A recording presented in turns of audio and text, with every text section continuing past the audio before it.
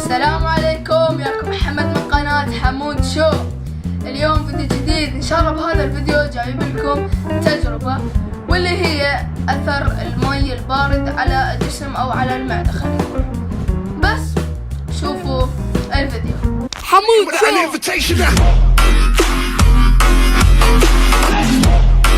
شو. اوكي، التجربة تقول انه احنا حنجيب مي فاير هذا او اللي هو مي ساخن يعني، ونحط مثلا بالقلاص الاول مي ساخن. اما بالقلاص الثاني حنحط المي البارد، وهنا هو اللي هي حيدل انه المي البارد مضر للجسم.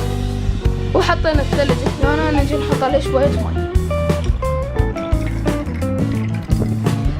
اما القلاص الثالث واللي هو حيكون مي دافئ، لا هو ساخن ولا هو بارد.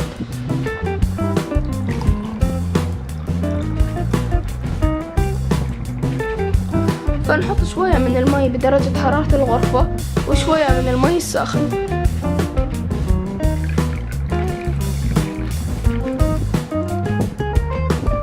وبهالطريقة صار عندنا 3 قلاصات ب3 درجات حرارة، بارد ودافئ وساخن.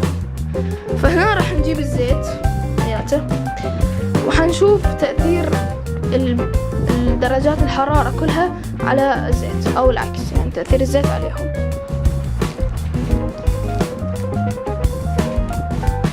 هنحطها بالمي الساخن شوية زيت مثل ما تشوفون كله طلع لي فوق. هو ما له علاقة، اكيد حيطلع لي فوق يعني، بس انتوا شوفوا. ونحطه بالمي الدافئ. هسه يجي دورنا اللي نحطه بالمي البارد.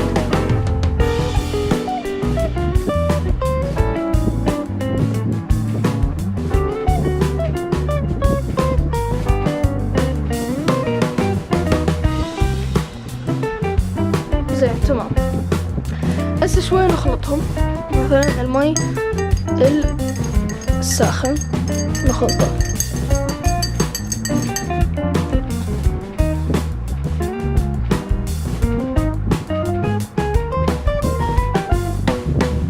نشوف انه الدهن صعد فوق ومثل ما هو تكتل وحده بالمي الدافئ.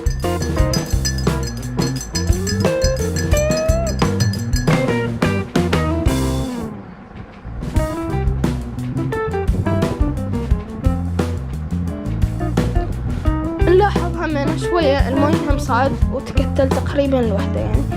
اما هنا المي البارد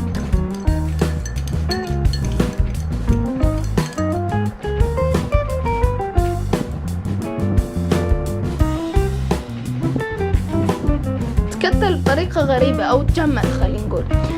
بالمي الساخن هو تكتل هيك كلها على طريق سائل لوحده. بالمي الدافئ هم تكتل كلها وحده لكن شوية جزيئات صاير، بينما بالمي البارد هو تكتل وحده وتقريبا نجمد. هذا هنا لو نظل نخلط بيه منا للصبح راح يظل يتكتل وحده لفوق، وهنا نفس الشي لو نظل نخلط بيه. بس هنا المشكلة شوفوا اذا نخلط شوية زايد شي يصير. يعني مثلا انه اذا انتم بمعدتكم اكو اكل دهون، اكيد يعني اي اكل تقريبا حيكون بدهون، فتشربون مي ساخن ما راح يأثر ابدا المي الساخن بالدهون وبالاكل. اما اذا تشربون مي دافئ او خلينا نقول بدرجة حرارة الغرفة تقريبا ما راح يأثر بالدهون. اما اذا تشربون المي البارد شوفوا شلون اثر بالدهون. مثل ما تشوفون هنا افضل شيء هو اكيد المي الساخن. مثل ما تشوفون طبعا هو السحار يعني زين، بس مثل ما تشوفون ما دا اقدر الزمه لانه حار، بس مو مشكله. مثل ما انتم تشوفون هنا شلون صار السائل كانه خلص منفصل اصلا. زين بينما المي الدافئ فهو هم صار سائل وحده بس شويه تكتل شويه يعني حبيبات يعني المي الدافئ افضل من البارد، لان شوف البارد ايش صار طب يعني صارت كتلة دهون تسبب مشاكل بالمعدة وتسبب السمنة وتسبب قومة أمراض أو يعني أشياء يعني تخص الدهون وهاي الأشياء مثل ما تشوفون. يعني شوفوا شو صار، شوية نخلط زايد.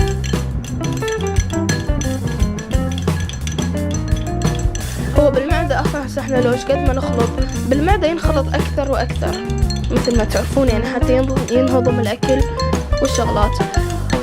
فالمي البارد تأثيره حيكون أكبر. انتوا هسه تشوفون الفرق بين المي الساخن والدافئ والبارد. البارد يعني شلون الدهون صارت بطريقة جدا يعني تأثر على الجسم تشوفون. أما الدافئ فحيكون أفضل أكيد من المي البارد.